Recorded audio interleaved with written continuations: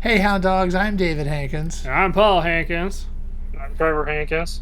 I'm Rachel Wells. And I'm Julia Cannon. And welcome to On the Air with Power Squared. This week it's our Monthly team meeting. Yeah, May 2022. So how is everybody today? Oof. Okay. Alive and kicking. All right. So I know that we've been working kind of closely with Rachel on some pages for issue 21. Seems so far away. So that's coming along pretty well, right? Yeah, I'm finishing up issue 21. It's been a very exciting couple of issues, issue 20 and 21. Very different from what I'm used to working with on Power Squared in terms of the setting, the action, the overall story, like the twists and turns. Wow. I'm excited to see it colored and lettered and to see it come out. Yeah. And you may have to wait a while for all that, but yeah, it's great. I mean, not the No color. matter how long it takes, I'll wait. Yes, oh good. Sorry. No, but I mean, we haven't got 13 out the door, so 21 is going to be a while. So that's what I'm talking about, not how long it takes some people to do their stuff. No, anyway. So, yeah, you also sent us something this afternoon. Oh yes, Redressing. I did some revisions. Yeah, Jennifer. I had to revise. We had to revise Jennifer's Who's Who page. Is that what we're calling it? I keep calling them character sheets, but it's a part of like a Who's Who series. And Paul and David asked me to give her a new outfit because it might not jive well with editors. So she's kind of in Daisy Dukes as it is now, so we like her to at least be wearing more clothes. So it's kind of like to dress her very trendy. Like whenever I have to dress Jennifer, I will go onto forever21.com and pick something from there. Oh, okay. Well, in this case, we wanted to be a little more subdued. Yeah, this time I picked her out. I think y'all said you would prefer an outfit from issue 1, so I just picked that. Or something she wore to school, but issue 1's fine. And yeah, so we're happy with that. You also need to do one where it's just her by herself. Oh right, yeah. I was gonna send the the image once it's all done, Right. Colored and we need one fancy. just her. So, yeah. I do like drawing Jennifer. She's got like long flowy hair and fun clothes and Well, that's why we wrote her, so we would have fun drawing her. Yeah. Real girl. So so then we move on to issue 22. Yeah. Which we think we're there, right? Yeah. Yeah. It's going to be a little bit boy. back to what you're used to. I see. Well, I've been wondering what it's going to be about. Well, we're going to actually introduce the parents. Ooh. Now I'm excited. Yeah. Right? Yeah. Yeah. So, and they're not lovable people. So. Oh no. Oh. Hard to believe. You think I'd be drawing on, personal experience, but so yeah, that's coming. I think we're kind of done with that. We're reformatting it slightly. Yeah. But it should be done. And then we want to go do another one that's more yokai. Yeah. And then go back. Oh hell yeah. So, Because we need to bring the yokai into the story more. Yeah. What do you think? We just have to have a script to go. Yeah. For it. So anyway, this will get us through the next couple of issues. Yeah. Then we go back to yokai and then come back to this. Go back and forth. Yeah. Yeah, sounds fun, huh? And Julia's going to deliver pages on Monday. Yeah. Yeah. Yeah. Okay. I've heard days before, and anyway, so that's good. I mean, I understand you're doing other things. You're working on it now, or you were working on it. Like I work on whenever I work on it. I work on it in small increments, whenever I can. So it's if I work on a page, if I'm trying to blog as much as I can, instead of just trying to make sure everything's all set, I just try to block it so the next time I do work on it, at least there's that small hurdle. So for example, if I do the flats, Uh huh. I'll do primarily the flats for a good maybe a page or two, and then when I get back to it, I have the shadowing and lighting or whatever else I need to do for those. Now there's So- oh, go ahead. Sorry. Like, so it's just not too daunting whenever like I look at it and it's just like, it's a white page. I should probably. We were talking. There's going to be in 21 towards the end, like page. Is it 19, 18, 19?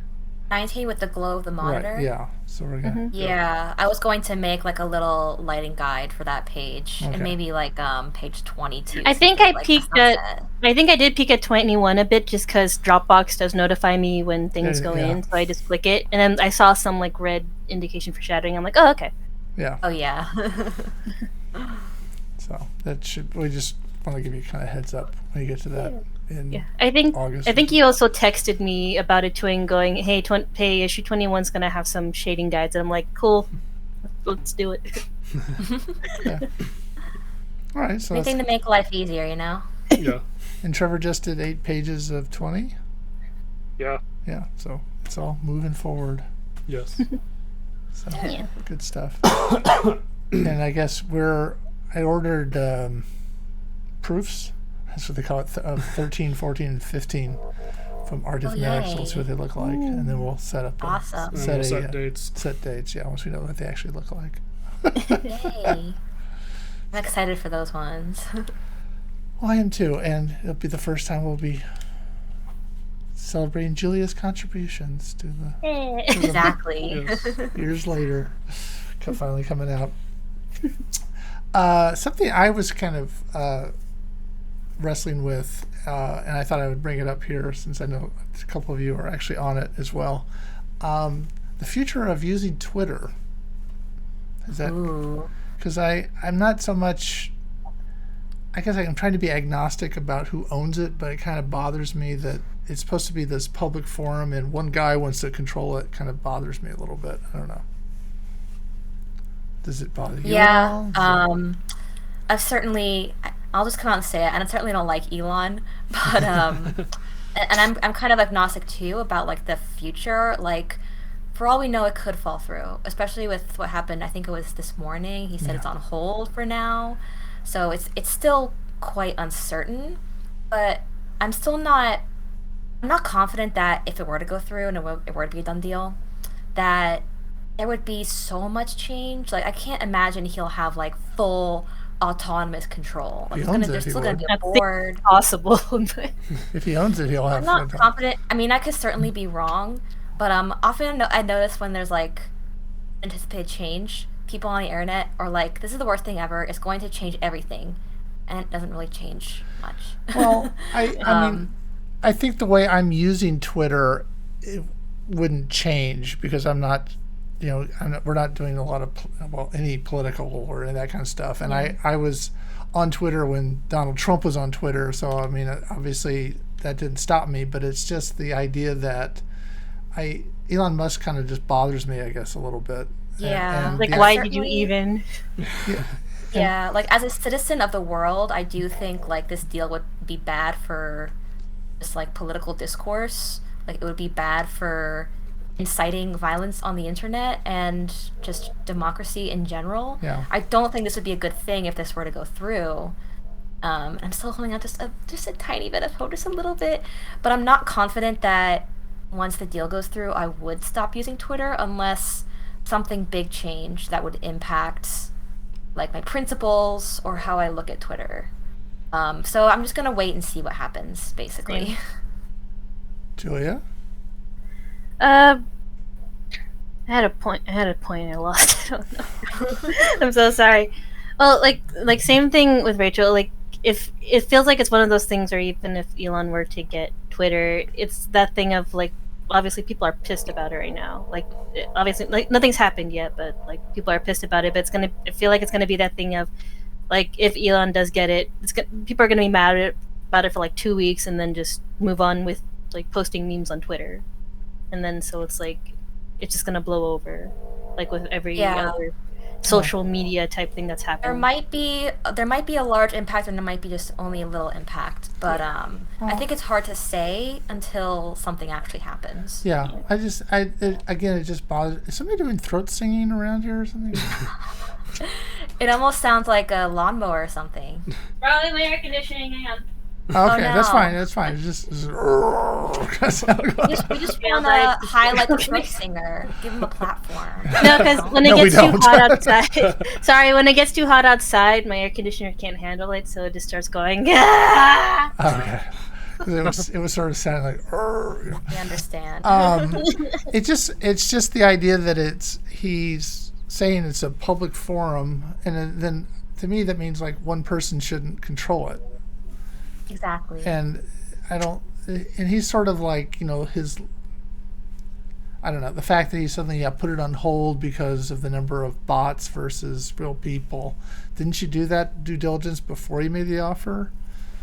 You know? I was watching a video about this from, I don't know if y'all probably haven't heard of Hogue Law, but it's a YouTube channel run by a lawyer who talks about like law and the entertainment industry. Wow. Mainly it's games, but he's been discussing the Twitter Elon issue, and he seems to think that he's kind of fucking around with Twitter. I think his consensus is that he wants to get out of the deal without having to like pay a severance fee. Well, I heard them this morning on my walk. I was listening to, I hate to say it, Morning Joe on Sirius XM, and they had Stephanie Rule on there talking about it and saying that, you know, he's sort of devalued the company. He's sort of made kind of screwed around with made all the people that were leaders sort of the company, you know, kind of demoralized them. They're having big layoffs, but he'd have to pay $1 billion to get out of the deal. And she goes, that's like you paying $20. You know, for him, that $1 billion isn't a big deal, but that he might then, having devalued the company, pay the $1 billion and then try to come back and get it for cheaper than what he was trying to do. Because he's also putting up his Tesla stock as you know, as collateral, and that's going down in value because the stock market's going down. So he has to come up with more money to, you know, make it work. And so he may just be, I don't know. I just don't like the fact that somebody's whim, you know. And I guess in some ways all social media could get down to that, I guess. But it just seems like, I just feel like there's a committee running everything else instead of just, you know what, let's do this. I don't know. What gets me about this whole issue is like a lot of people tend to give like billionaires the benefit of the doubt for not using their money for more good causes. Yeah. Like, oh, it's not actually liquid assets. If they could solve world hunger, they could, but they just don't have the liquid assets. But then when it comes time to buy Twitter, suddenly Elon has the liquid assets. Oh, yeah. Yeah, it's not, he could probably, I don't know if you could cure world hunger for $44 billion, but you could probably put a big dent in it, I would think. Yeah. I feel like it would take way less than $44 billion to solve world hunger. I think it would cost way less. Well, I think it cost maybe a fraction of his net worth. He totally could if he really wanted to. Well, he wants to go Just to like how Mars he and wants start to over. This place is dead. I want to go someplace else. You know. I think it's basically the gist of like what seems more reasonable: buying Twitter, or if not solving world hunger, at least putting like contribution to trying to stop it. Like which one seems more, I guess, believable to spend billions of dollars on? Like what seems more feasible? Yeah. Well. But I don't know. It's just sort of, you know, I'm like, and I'm not sure where I would go. I mean, I have 2 Twitter accounts. Yeah. One for Power Squared, one for me. And for me, it's usually stuff for Trophy Unlocked.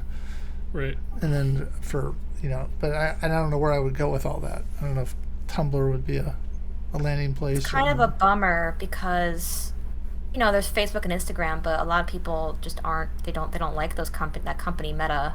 Yeah. And there's not really a lot of other options for social media if you want to go somewhere else. It's kind of all monopolized in a way. Yeah. Okay. Any thoughts, Joey? You're sitting there. No, I'm just like, it's more of like, point taken. It's like, it's a good question. Like, where are you going to go after Twitter? It's And like, it kind of sucks that Tumblr kind of died because it was so good for both art and text. yeah. Not to mention like getting reach. Like I got so much reach on Tumblr, like way more than I can get on Twitter, because Twitter just moves so quickly. Tumblr was ideal for a lot of things, just sort of. It's still there. That's what But I'm looking for. It's still there. It just doesn't have nearly the same kind of active user base. No. Yeah, I think after the whole Yahoo debacle, I just kind of started distancing myself out of the Tumblr communities, and I just started Yeah. like going my own way after that.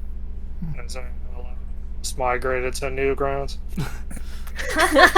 Oh god. That's an idea. since they have focused it to be child friendly. That was a people point, haven't too. liked them as active. Yes. Yeah. Yeah, because it was also like a lot of the like NSFW type of artists, they left too, or they got straight up like removed from Tumblr because of their like art style or what they did, and I'm just like, who thought it was a good idea to have kids on the internet in the first place again? I'm kidding. Well, I think mainly the move was made for advertising, Yeah. similar to YouTube. Mhm. Well, I guess we could do TikTok. An idea. We do these little videos after thing. We could put those on TikTok. I think we'd have to really think about it. I don't think you even need to make good content for TikTok. Like, just like put like a single frame of text up, and it'll get like 10,000 views. Kids are You're so not wrong. bored. You're not wrong. That's the problem. You're not So wrong. bored. They will watch anything 10 million times. They probably wouldn't watch our stuff, but yeah. I'm telling you, man. They're so bored. If you see like half the shit on TikTok, it's like, are you watching this? I ask myself that question every day. What is the appeal? Yeah. I will say that after you like scroll through TikTok for a few months, the algorithm starts realizing what you like, Yeah. and it's either it's a combination of I actually like this content, and why do I feel attacked? Why must you do this to me? Who told you? Now, is I see TikTok, myself in this image and I don't like it. is TikTok the one that's the Chinese controlled? or- Yeah. Yeah. Yes. That's good. We all love it. You really want a communist dictator to know what you're doing. That's good. Oh, no. We're stuck in a hellscape of social media. All the options are terrible. Yeah. Yeah, I guess it's true. Except Twitch. We love Twitch. Yeah. Yes. Wait, it's owned by Amazon. Shit. Yeah. Everything's owned by Amazon. Okay. We watched. I think the first time we watched Twitch was at least I watched Twitch was a Comixology announcement. Yeah. Yeah, Ah. and then it was like God, it was boring. Yeah. Like, Oh no. well, I mean, you know, it's My just- first memory of Twitch was when they did Twitch Plays Pokemon. Oh And yeah. I was like, who the hell is Twitch? And why is he playing Pokemon? Like a dumbass. Wait, was it that? Hang on, I'm not too sure if it was. Was it that one where like they had like a bot on their Twitch where they control the character? Yeah. Yeah, That is amazing. Put That- the input in, and it's just pure chaos. Yeah. That sounds amazing. That was actually kind of fun to check back in every once in a while. is this That still was a going? time. Like, oh, and we're still trying to pick our starter. No. Okay. I don't know. All right. It's still going. Till I still don't. Koyuki says, I still don't know much of the history of Twitch, never really joined until VTuber. VTubers is its own breed, and I appreciate that. Yeah. True. okay. Well, So Saga recently made Tales of V2, the only that, as far as I know, they didn't get past one video. Oh no. Oh no. Well, they tried. Yeah. Well, we'll see what comes with that. and so then I guess tomorrow we're doing a Free Comic Book Day Part 2. Yes. Yeah, we're gonna talk about our comics. That's right. All the ones that we got for free Yeah. Yeah. and bitch about. Were they worth the price? Yeah. Find out tomorrow. Yeah, 11 o'clock. a.m. our time, 2 o'clock your time. Yeah, only the true fans watch live. Yeah. So we have one. That's good. Occasionally, one of you occasionally has watched the show when you weren't on, but that's been really rare. Anyway, I never got. Did we establish a time we're gonna do that stream? 11 tomorrow our time, 2 o'clock your time. Oh, okay. Right, same time as last week. Yeah. Yeah. Sounds good to me. Okay. All right. Anything else want to talk about? Topics? How much you love Power Squared? Can't wait for next issue. No? Okay, no one else. So I was successful. Yay! All right. Well, That's old news, I guess. Yeah. It was kind of I'm almost. so happy about it. Really? Oh. Yeah. Right. Well, that's it. Okay. Yeah. So if you're watching this on YouTube later and you want to see more stuff like this, consider subscribing, leaving a like, and ringing the bell. All right. So until next time, I'm David Hankins. I'm Paul Hankins. Trevor Hankins. I'm Rachel Wells. And I'm Julia Cannon. And you've been on the air with Power Squared. Bye. Bye.